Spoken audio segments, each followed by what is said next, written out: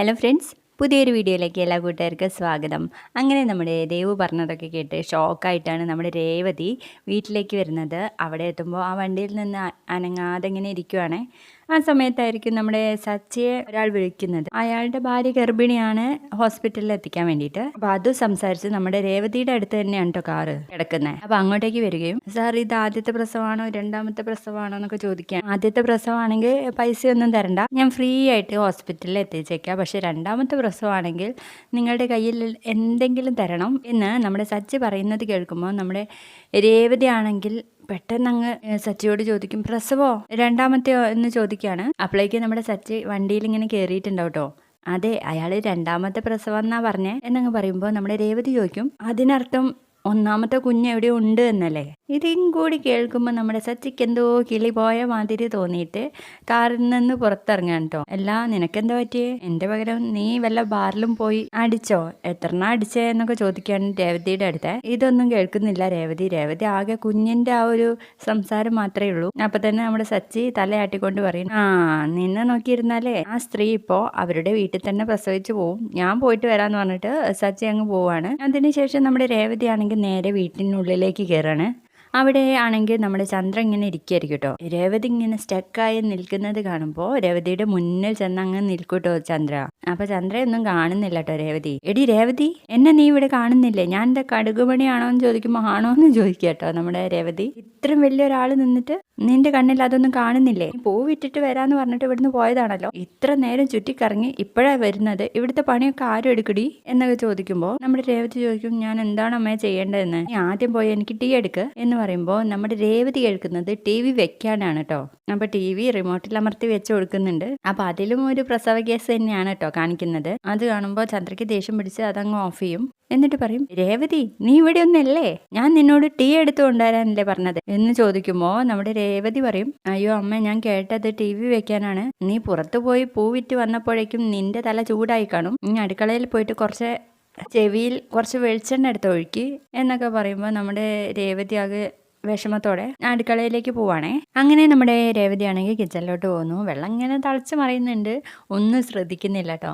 അപ്പോഴായിരിക്കും ശ്രുതിയും കൂടെ വരുന്നത്. ശ്രുതിയുടെ കമ്പനിയിൽ ഒരു 20 ടി വി വിറ്റിട്ടുണ്ട്, അതിൻ്റെ ആ ഒരു സന്തോഷത്തിലാണ് വരുന്നത്. അപ്പോൾ ചന്ദ്രയെ കാണുമ്പോൾ, അമ്മേ ഇന്ന് അമ്മയോട് പറയാനൊരു ഗുഡ് ന്യൂസ് ഉണ്ട്, ഇതൊരു സെലിബ്രേറ്റ് ചെയ്യേണ്ട വിഷയം തന്നെയാണ് എന്നൊക്കെ പറയുമ്പോൾ നമ്മുടെ ചന്ദ്രയ്ക്ക് മനസ്സിലാവുന്നത് ശ്രുതിക്ക് വിശേഷം ഉണ്ടായിട്ടാണെന്നാണ് കേട്ടോ. അപ്പോൾ വേഗം തന്നെ ചോദിക്കും, ശ്രുതി നിനക്ക് വിശേഷം ഉണ്ടല്ലേ എന്ന്. ഏയ് എനിക്ക് വിശേഷമൊന്നുമില്ല ആൻറ്റി, വിശേഷം ശ്രുതിയുടെ ഷോറൂമിലാണ്. അവിടെ എന്താടാ വിശേഷം എന്ന് ചോദിക്കുമ്പോൾ, അവിടെ ഇന്ന് 20 ടി വികളാ വിറ്റത്, അതുകൊണ്ട് എന്താ എന്ന് ചോദിക്കുമ്പോൾ, എനിക്ക് നല്ല പ്രോഫിറ്റ് കിട്ടിയില്ല അമ്മ, അതൊരു സന്തോഷ വർത്താനാണോ? എനിക്ക് സന്തോഷം നൽകുന്നതേ നിങ്ങളൊരു അച്ഛനും അമ്മയും ആയി കാണുമ്പോഴാണ്, അത് വേഗം വേണം. എന്താ ശ്രുതി, നിനക്ക് അമ്മയൊന്നും ആവണ്ടേന്ന് ചോദിക്കാണ്. അപ്പൊ ശ്രുതി ഒന്നും മിണ്ടാതെ ഇങ്ങനെ നിൽക്കാട്ടോ. അപ്പോഴേക്കും നമ്മുടെ ശ്രുതി പറയുന്നുണ്ട്, അമ്മ ആ 20 ടി വികൾ എങ്ങനെയാ വിറ്റതെന്ന് അമ്മ ചോദിക്ക്, ഞാനേ ഈ കവചം ധരിച്ചതുകൊണ്ടാ. എന്ത് കവചോ എന്ന് ചോദിക്കുമ്പോ, അതേ അമ്മ, ആ ജോത്സ്യം പറഞ്ഞില്ലേ ഈ കളറ് ഷർട്ട് ധരിക്കണമെന്ന്, അന്ന് മുതലേ എനിക്ക് നല്ല കാലാണ്, എത്ര പ്രോഫിറ്റാ എനിക്ക് കിട്ടിയെന്ന് അറിയോ എന്നൊക്കെ ചോദിക്കുമ്പോൾ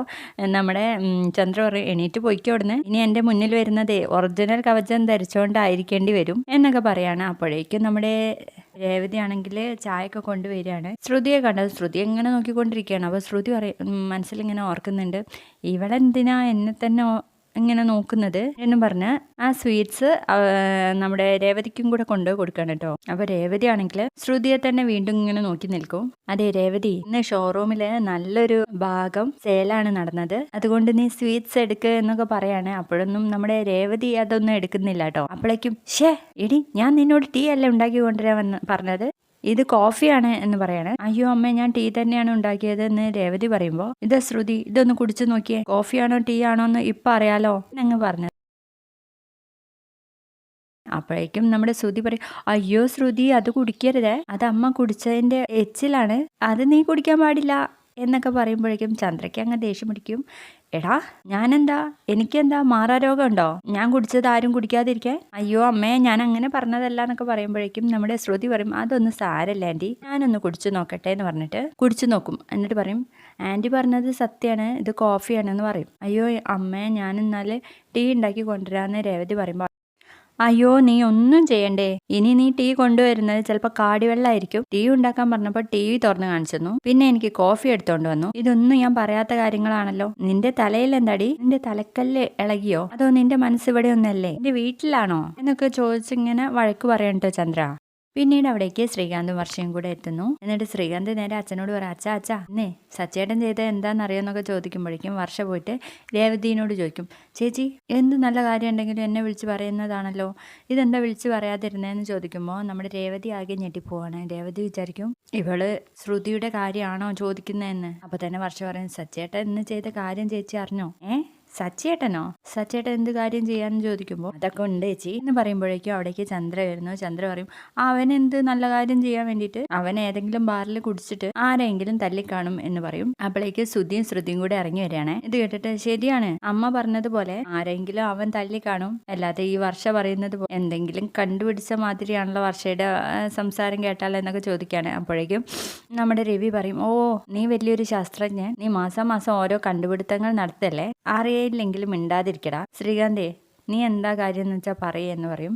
അപ്പോൾ നമ്മുടെ ശ്രീകാന്ത് പറയും, ഇന്നേ സച്ചേട്ടൻ ചെയ്ത കാര്യമാണ് ട്രെൻഡിങ്ങിലിരിക്കുന്നത്, എന്താണെന്നറിയോ എന്ന് ചോദിക്കുമ്പോഴേക്കും അച്ഛാന്ന് വിളിച്ചിട്ട് നമ്മുടെ സച്ചി ഒരു പൂമാലയൊക്കെ ഇട്ടിട്ട് വരികയാണ് കേട്ടോ. കയ്യിലൊരു പെട്ടിയുണ്ട്. അപ്പോൾ ഇതൊക്കെ കണ്ടിട്ട് ആകെ ഞെട്ടിപ്പോവാണ് കേട്ടോ എല്ലാവരും, മാലയൊക്കെ കണ്ടിട്ട്. അപ്പോൾ തന്നെ നമ്മുടെ രവി ചോദിക്കുന്നു, ഇവനെന്താ മാലയൊക്കെ ഇട്ടിട്ട്? അപ്പോഴേക്കും നമ്മുടെ രേവതി ചെന്നിട്ട് പറയും, എന്താ സച്ചേട്ടാ ഇത് മാലയൊക്കെ ഉണ്ടല്ലോ? അത് ഞാനിട്ടതല്ല, അവര് എനിക്ക് ഇട്ട് തന്നാ. ആര് എന്ന് ചോദിക്കും. ആദ്യം ഈ ലഡു കഴിക്കുന്നു പറഞ്ഞിട്ട് രേവതിക്ക് ലഡു കൊടുക്കുന്നു, അച്ഛന് കൊണ്ടുപോയി കൊടുക്കുന്നുണ്ട്, ബാക്കി എല്ലാവർക്കും ശ്രീകാന്താണ് കൊടുക്കുന്നത്. അപ്പോഴേക്ക് ശ്രുതി വന്നിട്ട്, അമ്മയ്ക്ക് ഏതായാലും ലഡു വേണ്ടല്ലോ, ഞാൻ 2 എടുക്കുന്നുണ്ടെന്ന് പറഞ്ഞിട്ട് 2 എടുത്തിട്ട് പോകും. എന്നിട്ട് ഒന്നും കൂടി വന്നിട്ട് ഒരു ലഡും കൂടെ എടുത്തിട്ട് പറയും, 3 എടുത്തില്ലെങ്കിൽ മുടിഞ്ഞു പോകുമെന്നാന്ന് പറഞ്ഞിട്ട് ശ്രുതിക്ക് കൊണ്ട് കൊടുക്കുന്നുണ്ട്. അപ്പോൾ നമ്മുടെ രവി ചോദിക്കും, നീ എന്ത് കാര്യം ചെയ്തെന്നാ? അതച്ഛാ ഞാൻ പറയാന്ന് പറഞ്ഞിട്ട് സോഫയിലിരുന്ന് പറയാൻ കേട്ടോ നമ്മുടെ സച്ചി. അച്ഛാ ഇന്നേ ഞാൻ കൊണ്ടുപോയ ഒരു പെണ്ണ് എൻ്റെ കാറിൽ നിന്ന് തന്നെ പ്രസവിച്ചു എന്ന് പറയുമ്പോൾ രവിക്കാകെ ഞെട്ടി പോവാണേ. കാറിന്നോ എന്ന് ചോദിക്കുമ്പോൾ ശ്രുതി പറയുന്നുണ്ട്, ശരിക്കും ഇവന്റെ കാറിൽ ഗർഭിണികളൊന്നും കയറരുത് എന്ന എൻ്റെ അഭിപ്രായം എന്ന് പറയുമ്പോൾ ശ്രുതിയും പറയുന്നുണ്ട് കേട്ടോ, വല്ല കുണ്ടിലും കുഴിയിലും കൂടെ ചാടിച്ചു കൊണ്ടുപോയിട്ടുണ്ടാവും, അതാണ് ആ പെണ്ണ് പ്രസവിക്കാൻ കാരണം എന്നൊക്കെ പറയുമ്പോൾ നമ്മുടെ സച്ചി പറയും, അതൊന്നല്ല ഞാൻ പറയട്ടെ അച്ഛാ എന്ന് പറഞ്ഞിട്ട് പറഞ്ഞു കൊടുക്കുകയാണ്. അച്ഛാ എൻ്റെ കാറിൽ വെച്ച് ആ പെണ്ണിന് വേദന ഇളകി, പിന്നെയും കുറേ ദൂരമുണ്ട് ഹോസ്പിറ്റലിലോട്ട്, എനിക്ക് മനസ്സിലായി അവിടെ എത്താൻ പോകുന്നില്ല എന്ന്. അപ്പൊ മാർക്കറ്റിലെ ഒരു പെണ്ണിനെ എനിക്കറിയാം എന്ന് പറയുമ്പോഴേക്കും നമ്മുടെ ശ്രുതി പറയും, ഓ വയറ്റാട്ടി, ആ ചേച്ചിയുടെ മുന്നിലേക്ക് ഞാൻ കൊണ്ടുപോയി. അപ്പൊ ആ ചേച്ചി പറഞ്ഞു കാറിന് ചുറ്റും തുണി ചുറ്റാൻ വേണ്ടിയിട്ട്, ഞാനത് ചുറ്റി കൊടുത്താച്ചാ. പിന്നെ ചൂടുവെള്ളമൊക്കെ കൊണ്ടുവരാൻ വേണ്ടിയിട്ട് പറഞ്ഞപ്പോ എനിക്കത് തരിച്ചു കയറുക, ആകെ വിറഞ്ഞു നിൽക്കായിരുന്നു ഞാൻ എന്നൊക്കെ പറയുമ്പോൾ നമ്മുടെ വർഷ പറയും, എനിക്ക് സച്ചേട്ടൻ പറഞ്ഞ കേൾക്കുമ്പോൾ തന്നെ വല്ലാണ്ടാവുന്നു, എന്നിട്ട് എന്താ സംഭവിച്ചതെന്ന് ചോദിക്കും. അച്ഛാ ആ പെണ്ണ് എൻ്റെ കാറിൽ പ്രസവിച്ചു അച്ഛാ, അത് സുഖപ്രസവം എന്ന് പറയുമ്പോൾ നമ്മുടെ രവിയും എല്ലാവരും ഇങ്ങനെ സന്തോഷത്തോടെ നിൽക്കുന്ന ഒരു ഭാഗത്തോടെ ഇന്നത്തെ എപ്പിസോഡ് തീരുകയാണേ.